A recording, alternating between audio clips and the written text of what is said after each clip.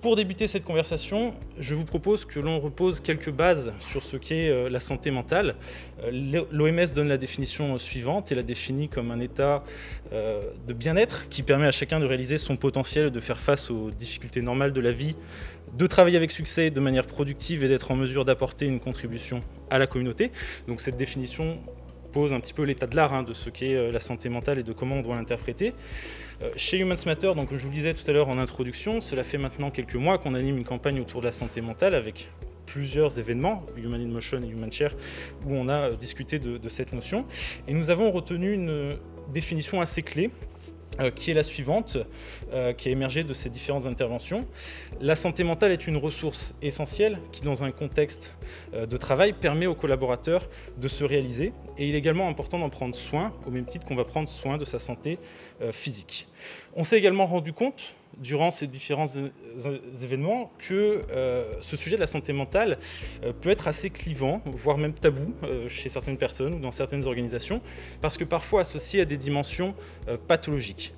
Donc là, je vais maintenant laisser place à nos intervenants et me tourner vers eux avec une question très simple. Vous qui venez de différentes organisations, différents horizons, quelle est votre conception de la santé mentale? Comment voyez-vous ce sujet?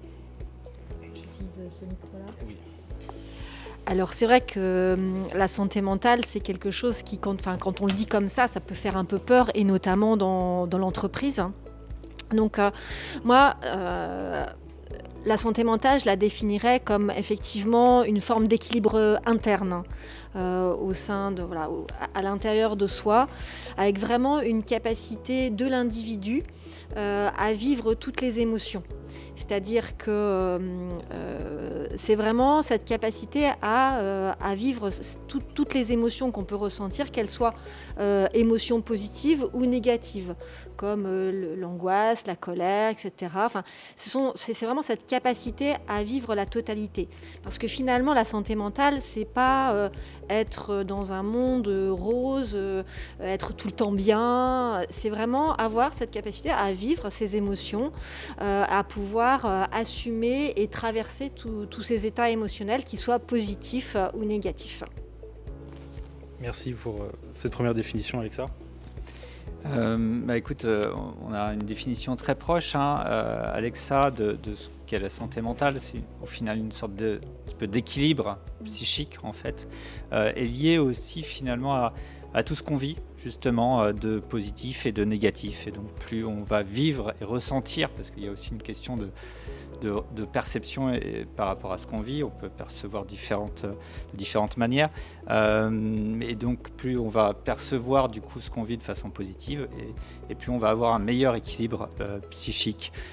Tu parlais tout à l'heure de la santé physique, du coup Julien, c'est intéressant parce qu'aujourd'hui les entreprises et même l'État du coup sensibilisent à la santé physique. Donc on a bien compris l'utilité et l'intérêt du coup pour les individus, à la fois du coup pour éviter les pathologies un peu de long terme, et aussi du coup pour amener un bienfait on va dire immédiat, avec une sorte de tonus immédiat à prendre soin de sa santé physique. Et bien la santé mentale, en fait, c'est un petit peu la même chose. On a un bienfait à long terme, finalement, à prendre soin pour éviter les pathologies lourdes, mais aussi, du coup, pour avoir une énergie aussi du quotidien, de tous les jours, et une bonne perception de son environnement. Et avec un deuxième parallèle que je prendrais sur la santé physique, c'est que la santé mentale, ça s'entretient, ça se muscle, en fait, comme le physique. Donc plus on fait d'exercices ou de pratiques en toute conscience pour avoir conscience de ce qu'on vit, et plus finalement du coup on va muscler sa santé mentale. Voilà. Merci Stéphane. Elsa, Swad, peut-être à distance, vous voulez rebondir sur ce qui vient d'être dit? Oui, bien sûr. Alors d'abord, effectivement, qu'est-ce que c'est qu'une compétence sociale? Les compétences sociales, pour commencer, je dirais que ce sont des compétences qui ne sont pas figées dans le temps. Ce ne sont pas des compétences fixées pour toujours, mais comme leur nom l'indique, elles sont sociales. Donc ça veut dire qu'elles dépendent de la société, qu'elles dépendent des attentes des autres, des attentes des règles sociales en vigueur, disons. Ça veut dire que je ne peux pas moi-même décider de ce qu'est une compétence sociale. Je vais avoir besoin de l'autre pour qu'il m'aide et qu'il m'aiguille sur le comportement que je dois adopter dans telle situation. Donc ce sont des compétences qui favorisent la bonne entente entre les individus et qui nous permettent aussi de maintenir des relations dans le temps. Il y a un petit schéma extrait, merci. Donc sont par exemple l'empathie, l'adaptabilité, le travail en équipe, l'écoute, la gestion des conflits, etc. Donc le périmètre, disons, des compétences sociales, celui de la collaboration, de la communication et des émotions. On reviendra là-dessus. Donc pour entretenir et développer ces compétences, il convient d'être à l'écoute de ce que les autres attendent de nous. Qu'est-ce qu'on attend de moi dans telle situation ? Qu'est-ce que l'autre ferait à ma place dans telle circonstance? Donc, c'est des compétences qui nous permettent de prendre soin des transactions entre moi, les autres et mon environnement. Ensuite, il me semble important pour comprendre ce lien entre santé mentale et compétences sociales, de comprendre ce qu'est la métacognition. Parce que la métacognition, elle va nous aider à développer ces fameuses compétences sociales. Alors, dans le terme métacognition, il y a deux termes. Il y a méta et cognition.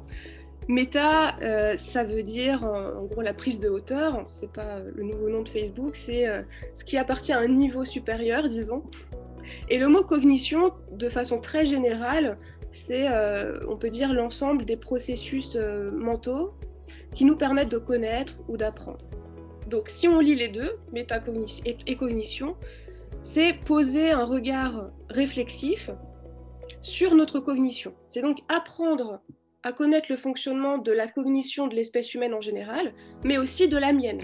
Comment moi je fonctionne, comment ma propre cognition fonctionne, comment j'apprends, qu'est-ce qui me correspond le mieux, etc. Donc c'est prendre de la hauteur, dépasser notre vécu cognitif pour apprendre à le connaître. Et on voit que cette connaissance, elle est utile. C'est pas juste une connaissance théorique, c'est quelque chose de pratique qui peut nous permettre de prendre de la hauteur sur nos propres capacités et par exemple être moins sévère envers nous-mêmes si par exemple on n'a pas respecté nos bonnes résolutions de 2022, il y a des raisons, et aussi sur les comportements des autres. Donc on voit là le lien entre les deux, entre la métacognition et les compétences sociales. Je peux être plus compétent socialement par le biais de la métacognition. Et ça peut me permettre de me rapprocher de l'autre.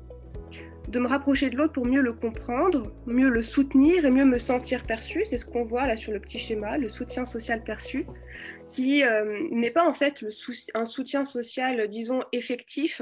C'est-à-dire que je peux être très entourée, être très soutenue par les gens qui m'entourent, mais pas le remarquer, pas le sentir. C'est pour ça qu'on parle de soutien social perçu. Donc ces compétences sociales, elles vont me permettre de mieux soutenir l'autre et de mieux me sentir soutenue en retour. Ce qui est essentiel pour alimenter cette ressource qu'est la santé mentale.